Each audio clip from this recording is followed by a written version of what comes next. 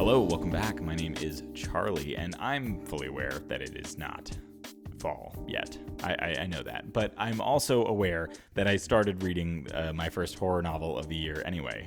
This is The Fisherman by John Langan, and I started this 2 days ago. I'm only like 100 pages in, but it's getting me in the mood. It's getting me excited about fall and all the books that I want to read in the fall. Typically, I'll start off my fall reading with, cozy, atmospheric kind of reads, and then I'll ramp up from that into my horror books. But this year, I don't want to be comforted by a book. I want to be scared. I'm in the mood. I want a book to freak me out.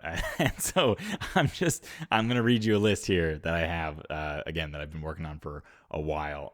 That is it's 10 books that I want to read this fall. And they just all happen to be horror novels, essentially. This list is in no particular order other than the order that I wrote it down.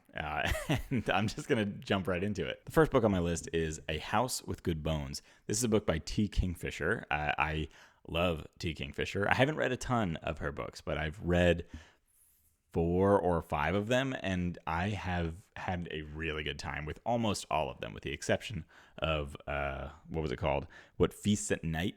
It was fine. It didn't super do it for me. I didn't really think we needed a sequel to What Moves the Dead. I just found out recently that we're getting a third book for that series. It's like I didn't really want book 2, but I'll read book 3 anyway, because I really liked book 1 and I really liked Thornhedge, and I really liked all the other books that I've read by T. Kingfisher so far. None of her books so far have felt like full force horror novels to me, but all of them have felt like they lean that way. They are all a little unsettling, a little unnerving. They all make your spine crawl a little bit here and there, and you don't even fully know if they're supposed to, or if it's like why it's happening. Because sometimes the subject matter isn't scary at all, but somehow the way she words things, the way it's written, her descriptions of things, it's all just a little bit eerie, and I love it. I'm really, really into it. Some of them have been more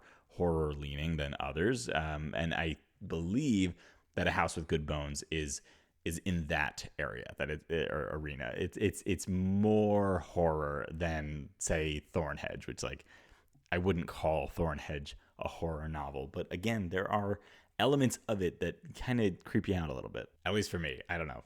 I felt like I was a little on edge the whole time. Like I was expecting something really creepy to happen. I don't know why. Her books tend to be on the shorter side, which I love that. I love a short book. I read a lot of really long books, so every time I can get my hands on a short one that I'm excited for, I love that. And yeah, all of her books that I've read so far have been very short, and they accomplish everything that I want in a novel, with just such a small page count, which is always amazing to me, and I'm always so impressed. The basic premise of this book, as far as I'm aware, is a woman returns to her childhood home to visit her mother. That's pretty much it. I think her brother has told her, like, something's up with mom and you should go visit. And so she does. She goes, and she's excited about it. She's looking forward to her visit with her mom, but she gets there and everything seems weird. All the walls in the house are painted like a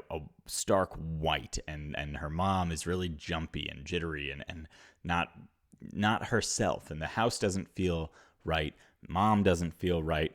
And then our main character, our protagonist, finds a jar of teeth, and there's a bunch of vultures circling the house. That's quite a hook. If it's anything like the other T. Kingfisher books that I've read so far, it's going to be dark in tone, but with a sort of levity that she sneaks in there that adds to the eerie undertones of everything. And I'm very excited. I hope that it is as good as I want it to be. It's not incredibly well reviewed on Goodreads, I don't think. It's somewhere in the 3s, which, 3 is a good book. So I'm good with that. But I think my bar for what I look for in a Goodreads star rating for horror books is just lower. Same with movies. When I look at a movie and I see like a 68% and it's a horror movie, I'm like, oh, that's probably pretty good. And I do the same thing for horror novels. If it's in the 3s at least, I have faith that might enjoy it. I'm really excited for this one. I've been saying that I wanted to do a buddy read in October, and this is the one that I want to do. I might put out a poll when we get closer to October to see if there's something else that people would rather read with me. I would love to do another buddy read, and I think October sounds like a really fun time for that. Getting a little horror novel in there, that sounds really fun, and I think T. Kingfisher is a good entryway for that. You know, if people aren't super into horror, I think that she could be a good gateway author for that kind of book. I know at least one of you has said that you'll read it with me. So this is the one, is my front runner. The next book on this list is kind of somewhat related in terms of like what this book is about. It's called We Used to Live Here. I have primarily heard about this book through Tom Orange, who's a great YouTuber, and he talks about, or he has talked about this book a few times, and he loved it. He has really sold me on it. I think the premise of this one is really, really creepy. It's essentially a couple moves into a house and they're working on it. They're fixing it up. You know, they just got here. They're getting it ready to live in, which is kind of the premise of like every horror movie, I feel like. But it's a good start, right? It's an eerie setting, so it gets used all the time, and I don't really get sick of it. But anyway, they're in this house. They're in this new house, and somebody knocks on the door, and they go and they say, "Hi, who are you?" And they say, "Hi, we used to live here." I just think that's a really creepy setup. I feel like I've gone past my childhood home a million times, and every time I do, I'm like tempted to do that, to knock on the door and be like, "Oh my God, I used to live here." Like, and I want to take a look around the house, you know, like I want to do that, but I wouldn't do that because that's creepy, and I don't want to do that. And I don't want somebody to do that to me. I don't want the previous owners of my house to come and visit my house. This is not your house anymore. Don't do that. I don't like that. And I assume that they're going to then invite them in. They're going to, you know, "Oh, come on in, take a look at the house, see what we've done with the place." And then it's going to get bad because it is a horror novel. So I don't know what they're going to do with that, but I don't like it. And by I don't like it, I mean I do like it, and I'm excited to read about it, but I don't like it. Again, the setup doesn't sound super original to me, and the premise is something that, you know, it doesn't sound like incredibly novel, right? And I feel like I've even seen a movie that feels similar to me. What's it called? Funny Games, I think it was called. And it plays on similar things.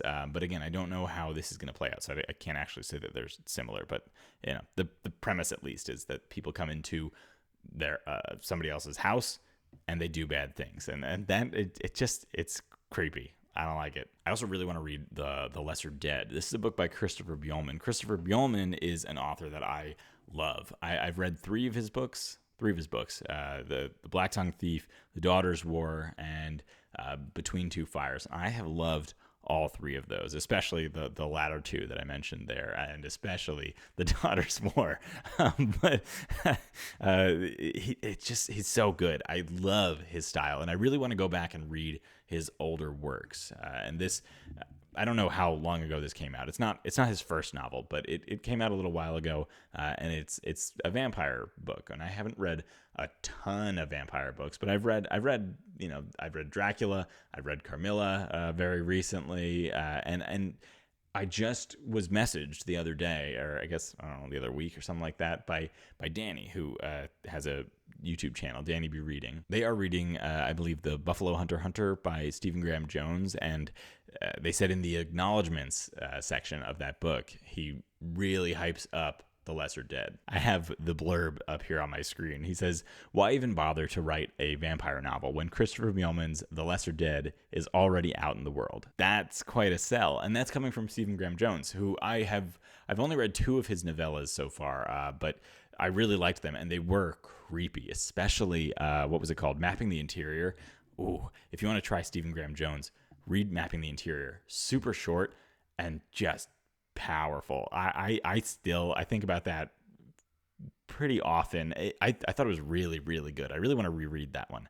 When I do rereads eventually, that's high up on the list. I never do it, but that one's one that would be a contender. I don't even honestly know all that much about this one, other than that it's a kind of about like an underground society of vampires. I think it's set in New York, but like 1920s New York or something like that. 1900s at some point in New York. I think they've essentially like taken over the subways, and so they're down in the dark tunnels of Manhattan, and they come up and feed, I assume. I do believe also that it's narrated by one of the vampires, which I think is also really interesting. It's not a book about the victims of vampires. It's about one of the vampires, I think, or at least it's told from their point of view, which I think is really interesting. So definitely really excited to get back into Christopher Buehlman's brain and see what else he has churned out there as I embark on my mission to just kind of read everything that he's ever published. So thank you, Danny, for putting this way higher up on my TBR by sending me that message, that blurb from Stephen Graham Jones. Super exciting. The next book I want to talk about is called Dead Silence. This is a horror sci-fi book, which is cool. I have not read a ton of sci-fi. I am bad at reading sci-fi. I'm currently technically reading a sci-fi book, but I don't pick it up. I don't know. I can't bring myself to do it. I can't stick with sci-fi, but I'm going to do it. I'm going to do it here, hopefully, because this is not just sci-fi. It's sci-fi horror, which is neat. I already think that space is terrifying. I don't think space is terrifying. Space is terrifying. If you're not scared of it, you should be scared of it. It's scary. This is about people flying through space, and they come across a like long lost spaceship, or like luxury spaceship sort of thing, I think. And they find it, and they're like, oh, that's that one ship that has been missing. Let's go check it out. And they go check it out, and that's a bad idea. is my takeaway from the synopsis. I think they probably board the ship, and then they find the remnants of the people that were aboard the ship when something happened, and they have to try to figure out what went wrong on this ship. And I don't think that it's fully just like, space alien monsters type of stuff. Like I believe that this is a ghost story, but in space.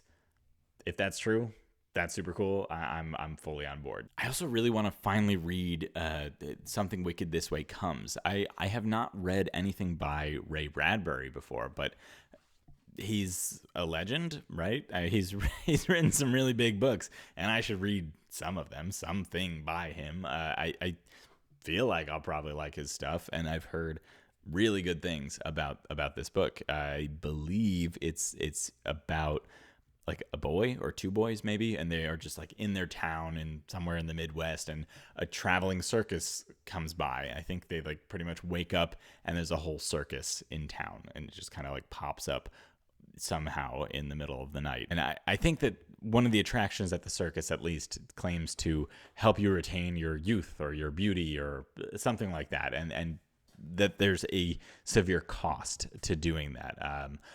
I, again, don't super know what this one's about beyond all of that, but that's a pretty good premise. I'm into that. I've heard people commend Ray Bradbury's prose and his writing style for being kind of, at least in this book, like kind of writes it in a way that feels almost dreamlike. And so I'm curious to see how that works with this being a horror novel, if it's going to come across almost like a T. Kingfisher, where it almost feels like the book isn't a horror, or it doesn't know that it's a horror book, but then it's super unsettling. So I'm curious about that. I think circuses are creepy inherently, and so I think that's a good setting for a horror novel. So those last 5 books are the kind of the priority TBR for my fall. Those are the books that I'm 99% sure that I will be getting through in the next couple of months, and I'm very excited about all of those. And then these next 5 are kind of my stretch goals. If I can make it through those 5,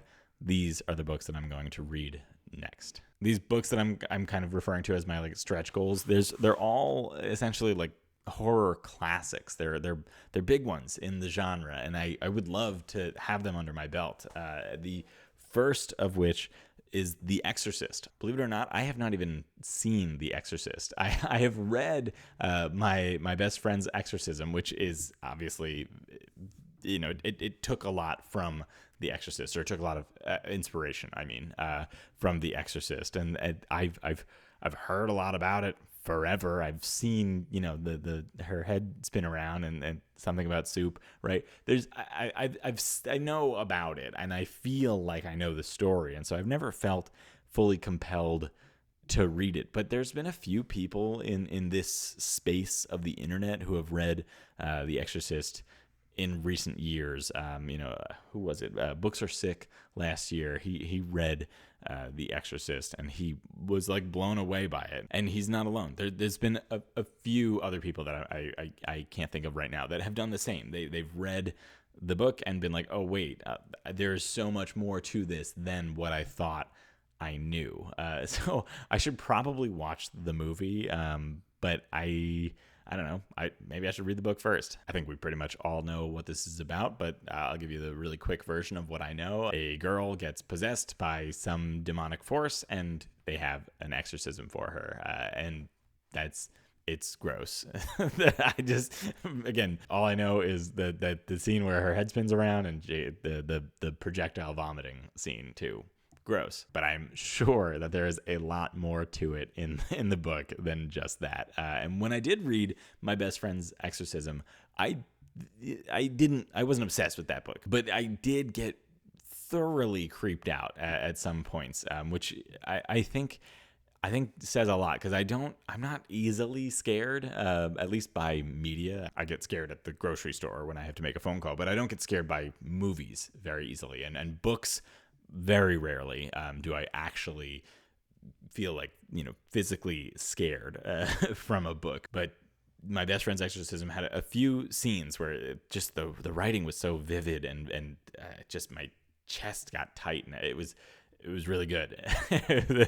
Those parts were really good. The book as a whole, again, it was good. It was passable, but I wasn't obsessed. So The Exorcism is definitely on my radar. Also, and in kind of a similar vein of it just being a classic and a standout name, The Shining by Stephen King. I have not read any Stephen King, which I've talked about many times on this channel, especially if you've watched my TBR culling series. Anytime Stephen King comes up, I mention how I have not read anything by Stephen King, and I've had multiple people now tell me that The Shining is the place to start. Like, it's a good place to start. You can start anywhere, people say, or largely, but this is a good place to start. They think it gives you a good sense for what Stephen King's writing is like, and it's just really good.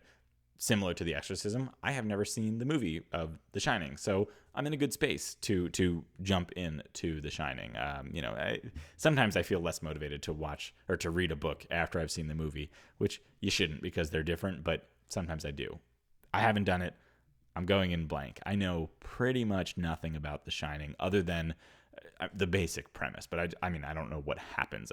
Nothing has been spoiled. I know that there's those creepy twins, and that's pretty much it. But the premise of it, I believe, is that there's a guy who gets a job as like a caretaker for a remote resort, I think it's like I don't know, maybe like a summer resort, and he goes there in the winter to take care of it when it's not really in use, or it could be the opposite seasonally. I don't know, something like that.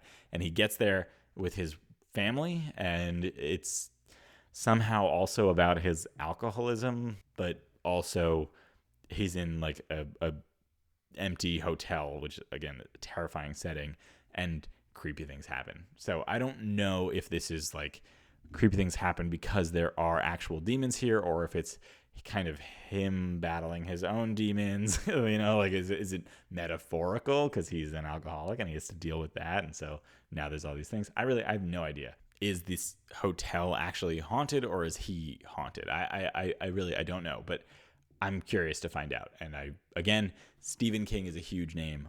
I am so excited to finally read something by Stephen King. So hopefully that I can make it to this book as well. We'll see what happens. This next one, or kind of these next two, I can lump these together. These are two books that I want to read by Shirley Jackson. One of them being The Haunting of Hill House, and the other being We Have Always Lived in the Castle. The Haunting of Hill House is one that I'm super excited for. I've watched I think it was Netflix show of The Haunting of Hill House, and I loved it. It was really good. I think it's several paces away from the novel. Like I think it's very different is what I mean by that. Other than like the basic themes, although I could be confusing that with the Fall of the House of Usher, which is nothing like the book. Definitely check the trigger warnings. It's a tough watch, especially at the end. And if you are sensitive to specific topics, I would just check out the trigger warnings. But it was really good, not just in the performances, but the story itself. If the source material is anything like it, I know that I'm going to like it. So I'm very excited for that. And I've just heard great things about Shirley Jackson, and I have not read anything by her. I should really read her short story, The Lottery, as well, but that's not on this list. But I should do that regardless of this list. I actually just reread the synopsis for The Haunting of Hill House, and it's nothing like my memory of what the show was like. So this should be a pretty fresh experience. It sounds like it's a group of people or like scholars that go to Hill House, and they go there with the intention of seeing what happens, because it's kind of infamous for strange things happening to the people who are in it. And so they go, and strange things happen is my basic takeaway. It doesn't sound like it's going to give you whatever the equivalent is of like a jump scare in a book, but it sounds like it's more psychological horror. At least that's my understanding from, again, reading the synopsis a few times. But a friend of mine just read this recently, and he had a good time with it. So I am excited for this one as well. And just generally getting into Shirley Jackson. We Have Always Lived in the Castle is another Shirley Jackson book that I really want to get to. This one being a novella. It sounds like we're told this story from the point of view of a young girl, and her whole family, or just about her whole family, is poisoned or something, or they die, and so it's just her sister, and like an uncle or two that live in this house, or this castle, I guess, presumably. And they're kind of isolated from the rest of the town, because the rest of the town doesn't trust them, because they think that these remaining members of this family probably killed the rest of the family. And it sounds like there's a bit of a mystery around that. It also sounds like a cousin shows up and just like comes on into the house, and they have to deal with him, even though he wasn't like invited. I don't know what that's going to be about. Again, I don't really know anything about this book. It's a novella, so I'm trying really hard not to look too deeply into what happens here, but I am excited to find out. And finally, we come to Uzumaki, which is written and illustrated, I believe, by Junji Ito. This had a run in the late 90s, and now you can buy like a big bind-up of all of it, and it's apparently phenomenal. This is like a hugely famous horror manga. I don't really know many others off the top of my head, at least. This one, though, has gotten a ton of acclaim. All I really know about it, to be honest, is just that it's like a small town in Japan, and they get just obsessed with spirals, and like actual spirals. I mean, like, ooh, that kind of spiral. And they see spirals in everything that they look at, and they're just obsessed with the shape. And I don't know how that turns into like a big old chunky manga series, but it did, and people love it. I think there's a lot of body horror in this, which, you know, this being a manga, there's a lot of like visual aid for the body horror. So that's going to be rough to read. I mentioned that I'm not typically scared by you know, books and movies and stuff, but if there's ever anything that makes me feel queasy, it is the body horror type stuff. I've heard multiple people on the internet talk about how this book like affected them for like a while after they read it. Like they too began to just notice all of the spirals around them, and so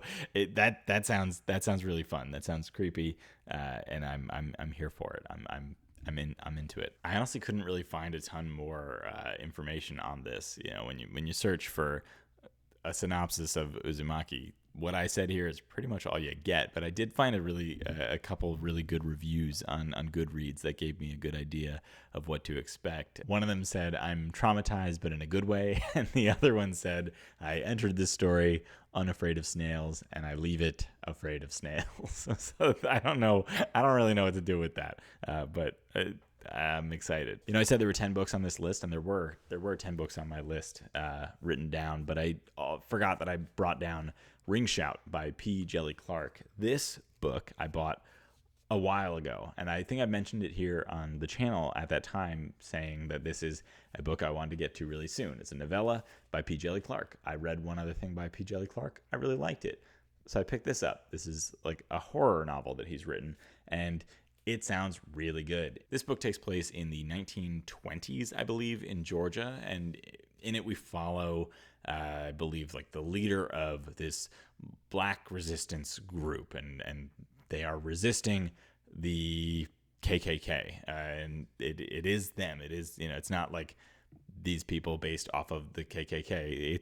They are against the KKK, but the only difference is that the KKK in this book, they're not made up of members of just monsters the way that, we would talk about them now as being monsters, but these are literal monsters, or at least they are receiving powers from monsters, or there are literal monsters in cahoots with the Ku Klux Klan. So that's interesting. And then the leader also is battling them with a magical sword. And so it's obviously it's notes of our real world and real things that have happened in the world, but then they amp it up and add some magic in it. And I'm sure it's a great commentary on these important and impactful topics with a horror twist on them, which is nuts because it's already horrific. And there's a great blurb on the back of the book that says that Ring Shout is a sublime work of revolutionary body horror. So again,